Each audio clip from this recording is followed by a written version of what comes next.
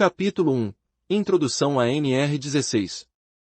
A norma regulamentadora 16, cujo título é Atividades e Operações Perigosas, define os critérios técnicos e legais para avaliar e caracterizar as atividades e operações perigosas e o adicional de periculosidade.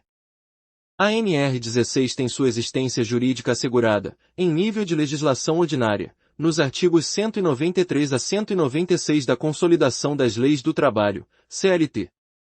Os artigos 193 a 196 dizem respeito, exclusivamente, aos dois agentes de periculosidade, inflamáveis e explosivos. As leis existentes transferem toda a aplicabilidade da CLT aos critérios técnicos estabelecidos pela NR16. Mas, o que significa periculosidade no trabalho? Capítulo 2. O que é periculosidade no trabalho? Um trabalho periculoso é caracterizado por atividades que põem em perigo a vida do trabalhador. Em caso de perigo, o tempo de exposição não é levado em conta, uma vez que atividades perigosas podem ser fatais em minutos ou segundos. Podemos citar como atividades e operações perigosas o manuseio, transporte e fabricação de explosivos, inflamáveis, exposição a raios ionizantes ou substâncias radioativas, exposição à energia elétrica e exposição a roubos ou violência física, como segurança pessoal e patrimonial. Posições que demandam um estado de alerta, constante exposição a qualquer tipo de violência também são consideradas de alta periculosidade. Capítulo 3. Como é feita a caracterização do perigo no trabalho? De acordo com a norma regulamentadora 16, criada pelo Ministério do Trabalho, é responsabilidade do empregador a caracterização ou a descaracterização do que é considerado periculoso, mediante laudo técnico elaborado por médico do trabalho ou engenheiro de segurança do trabalho. O laudo técnico de conter 1. Identificação das áreas de risco e localização dos agentes periculosos. 2. Identificação das atividades exercidas nos locais de risco. 3. Embasamento em normas técnicas e legais das condições de periculosidade. 4. Orientações sobre eliminação ou diminuição dos riscos observados. 5. Anotação de responsabilidade técnica art. Vale ressaltar que o laudo deve ser refeito anualmente ou sempre que for constatada a necessidade de revisão. Além disso, a empresa empregadora precisa guardar o laudo por um período de pelo menos 20 anos. Importante falar também que as empresas que não tiverem esse laudo em mãos durante uma fiscalização, estão sujeitas a multas e autuações. Vale ressaltar que é possível afirmar se existe o direito ao pagamento de adicional insalubre ou perigoso após avaliação do ambiente ocupacional por profissional habilitado. Além disso, somente este profissional treinado pode avaliar a metodologia mais adequada para a neutralização ou redução de tais riscos à saúde do trabalhador. É a partir dos estudos desses profissionais que são desenvolvidas, inclusive, mais normas de segurança. Recomenda-se sempre o uso de equipamentos de proteção coletivos e individuais e a adoção de metodologias que reduzam ou neutralizem tais ameaças no ambiente ocupacional. Também é apropriado que o empregador promova a informação necessária ao trabalhador, através de palestras e ou treinamento. Outro ponto importante é que apenas alguns minutos de exposição já são suficientes para que uma atividade seja caracterizada como de alta periculosidade ao trabalhador. São consideradas atividades periculosas, de acordo com a NR16. 1. As executadas com explosivos sujeitos a degradação química ou autocatalítica, e ação de agentes exteriores, tais como calor, umidade, faíscas, fogo, fenômenos sísmicos, choque e atritos. 2. As operações de transporte de inflamáveis líquidos ou gasosos liquefeitos, em quaisquer vasilhames e a granel, são consideradas em condições de periculosidade, exceto para o transporte em pequenas quantidades, até o limite de 200 litros para os inflamáveis líquidos e 135 kg para os inflamáveis gasosos liquefeitos. As quantidades de inflamáveis, contidas nos tanques de consumo próprio dos veículos, não serão consideradas para efeito desta norma. Para efeito desta norma regulamentadora considera-se líquido combustível todo aquele que possua ponto de fulgor maior que 60 graus Celsius e inferior ou igual a 93 graus Celsius. Capítulo 4. Adicional de periculosidade. Confira, abaixo, o trecho da CLT em que a lei trabalhista determina o que é periculosidade, como é o seu pagamento, o valor ao qual corresponde e algumas atividades que são consideradas como tal. Art. 193. São consideradas atividades ou operações perigosas, na forma da regulamentação aprovada pelo Ministério do Trabalho e Emprego, aquelas que, por sua natureza ou métodos de trabalho, impliquem risco acentuado em virtude de exposição permanente do trabalhador. 1. Inflamáveis, explosivos ou energia elétrica. 2. Roubos ou outras espécies de violência física nas atividades profissionais de segurança pessoal ou patrimonial. Inciso 1 grau. O trabalho em condições de periculosidade assegura ao empregado um adicional de 30%, sobre o salário sem os acréscimos resultantes de gratificações, prêmios ou participações nos lucros da empresa. Inciso 2 graus. O empregado poderá optar pelo adicional de insalubridade que porventura lhe seja devido. Inciso 3 graus. Serão descontados ou compensados do adicional outros da mesma natureza eventualmente já concedidos ao vigilante por meio de acordo coletivo. Inciso 4 graus. São também consideradas perigosas as atividades de trabalhador em motocicleta. Exposição intermitente dá direito ao adicional de periculosidade. Sim. Quando a exposição ocorrer ao elemento que gera a periculosidade ocorrer em apenas parte do dia ou em somente em alguns dias de trabalho, o adicional ainda assim é devido. Afinal, a lei não estabelece tempo mínimo de exposição. Como vimos acima, a legislação trabalhista apenas prevê que as atividades periculosas serão garantidos adicionais para compensação. Por isso, não importa quanto tempo ou dias da semana haja exposição. Uma vez que ela se configura, se faz necessário pagar o adicional ao colaborador. Da mesma forma, assim que a atividade com contato ao elemento periculoso for encerrada ou houver a troca de cargo que não tenha mais contato, acaba também o adicional. Principais atividades que dão direito ao adicional de periculosidade. São várias as atividades que demandam o pagamento de adicional de periculosidade. Contudo, cabe ressaltar que o rol é atualizado de tempos em tempos. Por exemplo, o trabalho com inflamáveis e energia elétrica foi incluído em 2012.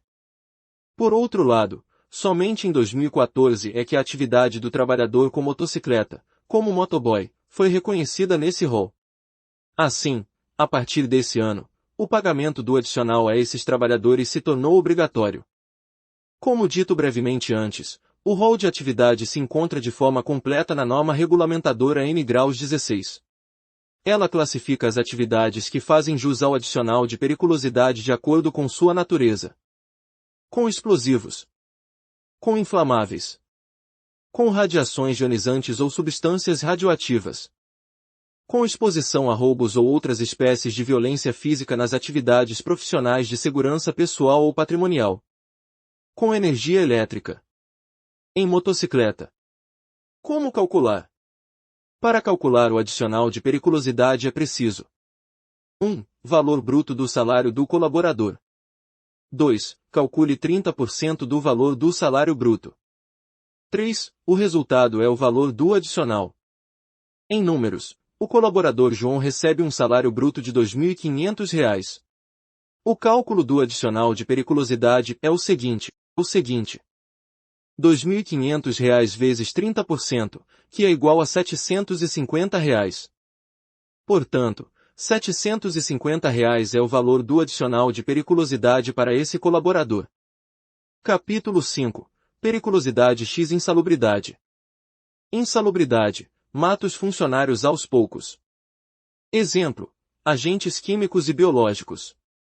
Periculosidade. Mata o funcionário de repente. Exemplo. Explosões, inflamáveis, energia elétrica. No caso da insalubridade, o colaborador sofre danos progressivos, conforme o tempo na função. Esses danos estão, geralmente, ligados às condições de saúde e imunidade. Portanto, considera-se uma atividade insalubre aquela na qual o profissional é exposto a agentes que podem prejudicar sua saúde ao longo do exercício diário da sua função, ambientes com algum nível de radiação, produtos químicos tóxicos, ruídos altos ou temperaturas excessivas, altas ou baixas. Em longo prazo, a exposição a essas situações que ultrapassam o limite de tolerância deterioram a saúde do colaborador, o que pode resultar em danos irreparáveis. Por esse motivo, o Ministério do Trabalho listou as atividades que configuram insalubridade na norma regulamentadora 15. Por fim, é importante ressaltar que a lei estabelece que não é possível receber o benefício de periculosidade e o de insalubridade ao mesmo tempo. Isto é, mesmo que o trabalhador trabalhe em ambas as condições, apenas um acréscimo será possível. Nesse caso, cabe a ele escolher entre um ou outro, não havendo uma regra quanto à escolha. Capítulo 6. As 10 melhores práticas de segurança do trabalho. Organizações com funcionários que correm alto risco de se machucar geralmente têm estratégias de segurança no local de trabalho estruturadas e bem projetadas. Como estão cientes das consequências de negligenciar a segurança no local de trabalho, eles entendem que ter um bom plano pode melhorar significativamente a saúde, a segurança e o bem-estar dos funcionários. Vamos agora dar uma olhada em algumas práticas recomendadas para garantir condições de trabalho seguras. 1. Identifique todos os riscos de segurança no local de trabalho. Antes mesmo de começar a construir seu plano de segurança no local de trabalho, é importante definir e entender todas as fontes potenciais de perigo no local de trabalho. Identificar esses riscos e problemas de segurança é o primeiro passo para proteger os funcionários no local de trabalho. Alguns dos riscos mais comuns geralmente incluem ergonomia, produtos químicos perigosos, problemas mecânicos, poluição sonora, visibilidade restrita, perigos de queda e riscos relacionados ao clima. 2. Defina políticas de segurança e lembre os funcionários de segui-las. Após identificar todos os possíveis riscos no local de trabalho, o próximo passo é definir as políticas e procedimentos de segurança. Muitas organizações têm manuais de segurança que os funcionários podem usar como referência sempre que tiverem dúvidas. No entanto, não basta criar esses materiais se seus funcionários não os consumirem e os seguirem.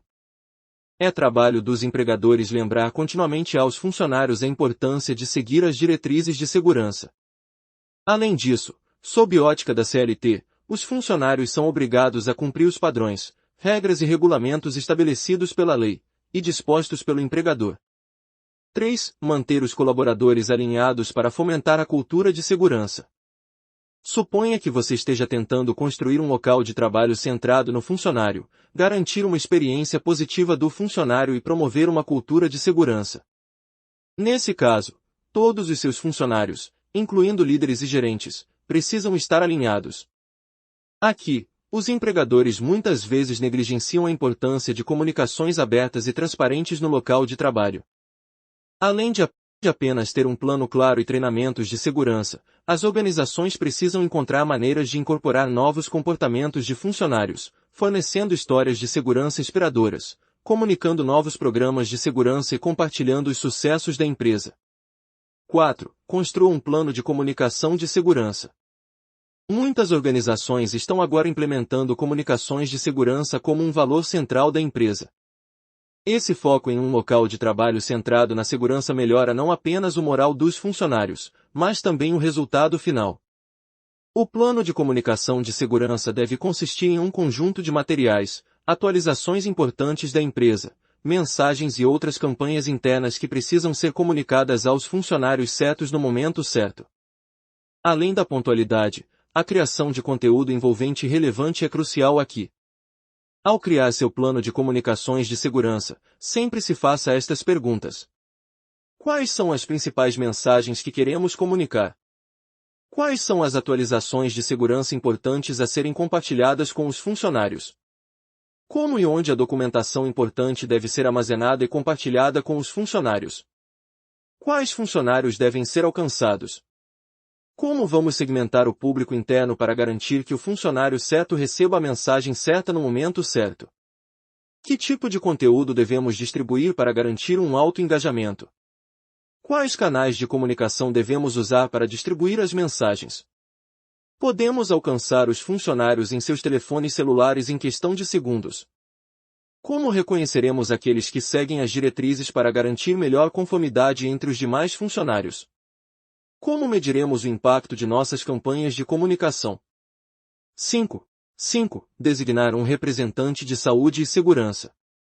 Como alguns funcionários relutam em compartilhar seus problemas de segurança com seus gerentes diretos, algumas organizações nomeiam representantes de saúde e segurança designados. Ao fazer isso, os funcionários podem discutir suas preocupações com confiança e discrição com os representantes que atuam como intermediários de confiança entre gerentes e funcionários. No entanto, os empregadores são responsáveis por permitir que esses representantes estejam sempre conectados com os funcionários e garantir que eles possam entrar em contato com eles em tempo hábil. 6. Construa confiança e seja consistente. A promoção de um ambiente de trabalho centrado na segurança começa com a construção de confiança no local de trabalho. Os trabalhadores devem poder confiar que a prioridade número 1 de seus líderes é manter seus funcionários seguros e que podem denunciá-los se notarem qualquer atividade insegura. No entanto, esse tipo de comportamento do funcionário não acontece com o tempo, e uma transição bem-sucedida para uma cultura de local de trabalho centrada no funcionário leva tempo para ser construída. Uma comunicação honesta, consistente e transparente no local de trabalho são a chave. 7. Incentivar o engajamento e a participação dos funcionários.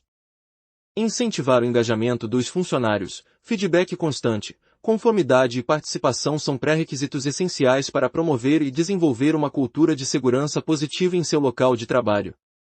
Em vez de deixar seus funcionários de fora e apenas fornecer diretrizes de segurança de mão única, considere envolver seus funcionários para participar diretamente na formação de um ambiente de trabalho mais seguro e livre de riscos. Aqui estão algumas dicas para impulsionar o engajamento de seus funcionários. Incentive seus funcionários a sugerir soluções práticas e abordar suas preocupações para maximizar a segurança. Habilite e capacite seus funcionários para se envolverem na definição de políticas do local de trabalho e falarem sobre questões de segurança no local de trabalho. Peça-lhes feedback e exorte-os a relatar os perigos e continuamente. Enfatize continuamente a importância de manter a si e seus colegas seguros. 8. Permita acesso fácil a documentos e informações importantes.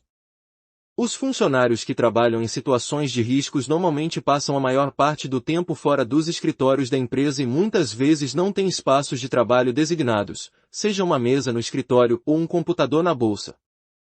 Esses funcionários, de difícil acesso, precisam ter acesso instantâneo a todos os materiais e documentação de segurança importantes disponíveis em seus telefones celulares.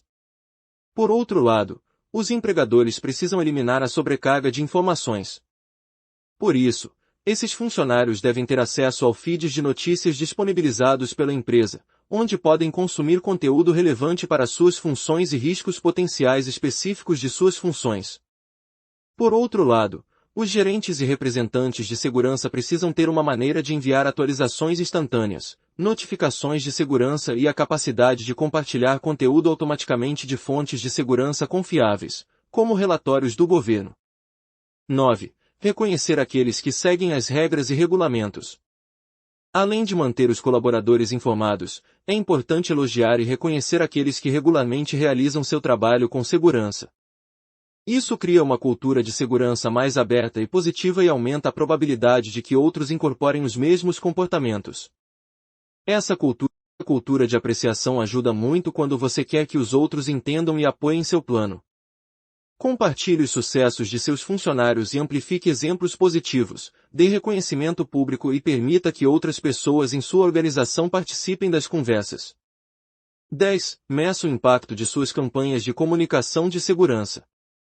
Como mencionado, a comunicação no local de trabalho é o pré-requisito número 1 para construir e manter a segurança no local de trabalho. No entanto, a maioria das organizações não medem o impacto de suas campanhas de comunicação de segurança no engajamento e na segurança dos funcionários. Para isso, a empresa pode verificar e compartilhar os dados de redução de acidentes no ambiente de trabalho. Além de sentir que o ambiente está seguro, o colaborador deve constatar isso através dos relatórios e gráficos disponibilizados pela empresa. Capítulo 7. A importância do EPI. Os equipamentos de proteção individual são conhecidos popularmente pela sigla EPI. Eles são de extrema importância, tanto para o trabalho em condições insalubres quanto em condições de periculosidade. Isso porque tais equipamentos tendem a diminuir o risco do trabalhador exposto a estas situações, amenizando o fator perigoso ou insalubre ali existente.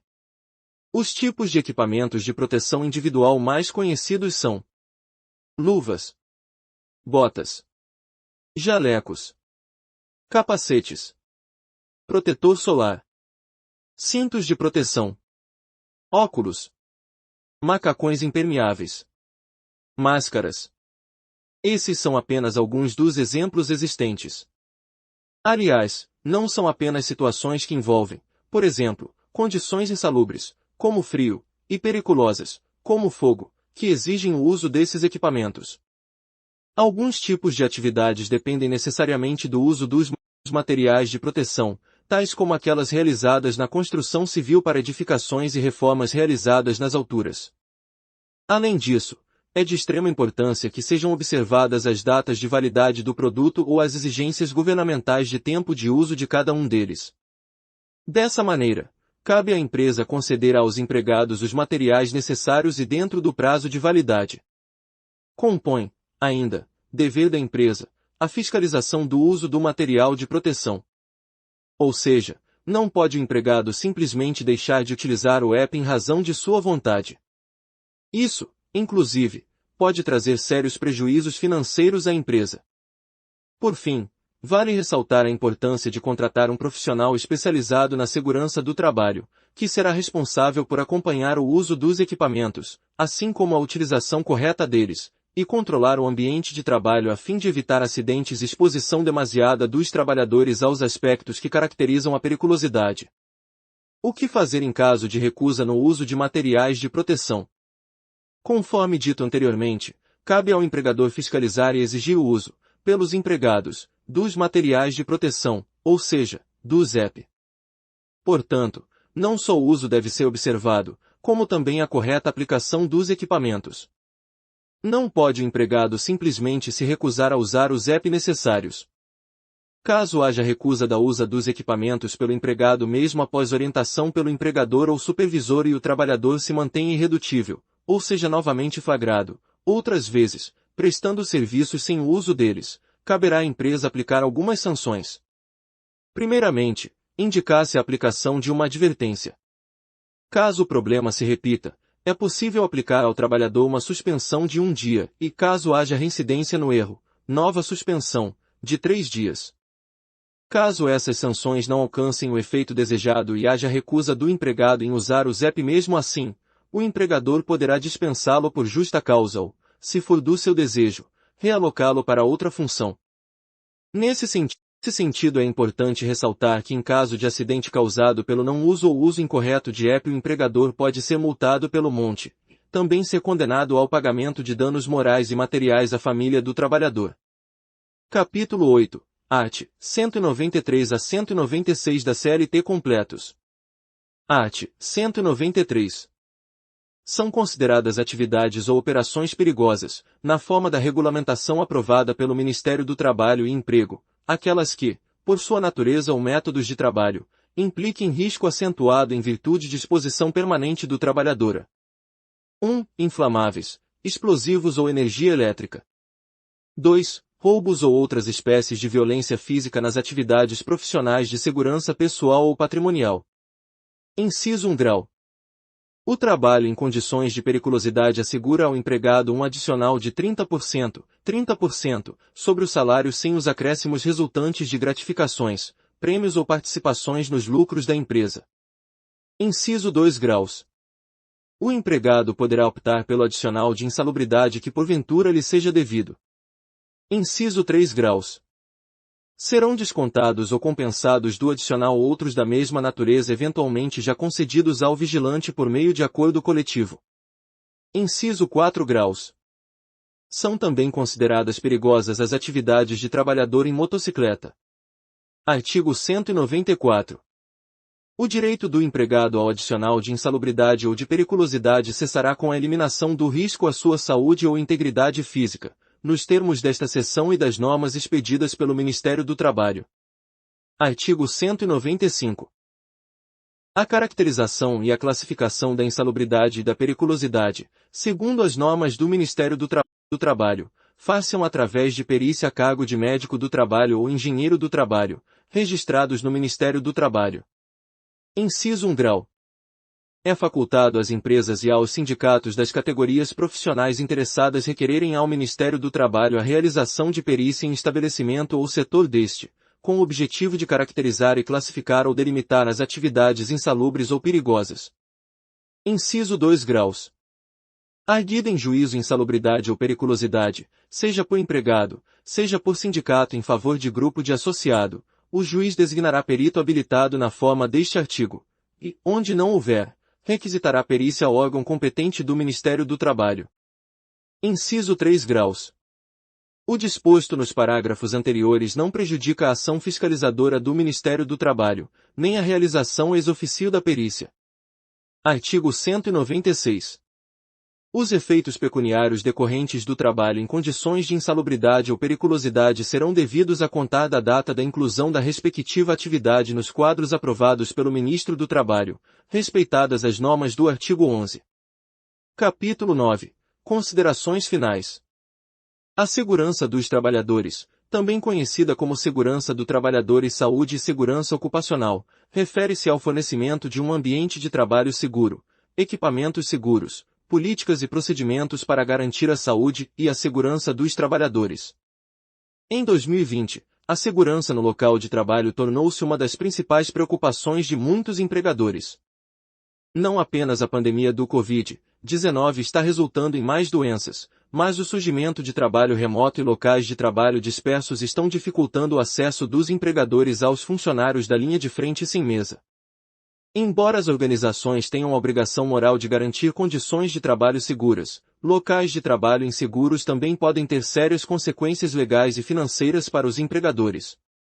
Os funcionários apreciam ambientes de trabalho seguros, o que é um sinal de que seu empregador se preocupa com seu bem-estar. Portanto, funcionários que se sentem seguros no trabalho também são mais leais a seus empregadores e permanecem mais tempo dentro de suas organizações. No passado, as comunicações de segurança do trabalho eram muitas vezes armazenadas em fichários, e era impossível manter as informações sempre atualizadas e acessíveis a todos que precisassem. Além disso, era extremamente difícil criar e distribuir conteúdo atraente que os funcionários desejassem consumir. Com o surgimento de novas tecnologias e locais de trabalho digitais, esse não é mais o caso. Hoje, é muito mais fácil garantir que as informações de segurança estejam sempre atualizadas e imediatamente acessíveis aos funcionários em risco. Além disso, ao usar a tecnologia certa, os empregadores podem criar campanhas de comunicação mais criativas e envolventes e, portanto, alcançando maior eficiência e conformidade com a segurança. Esperamos que tenha gostado deste curso introdutório de NR16. Desejamos a você todo o sucesso do mundo. Agora você pode solicitar o seu certificado se assim o desejar. Até o próximo curso!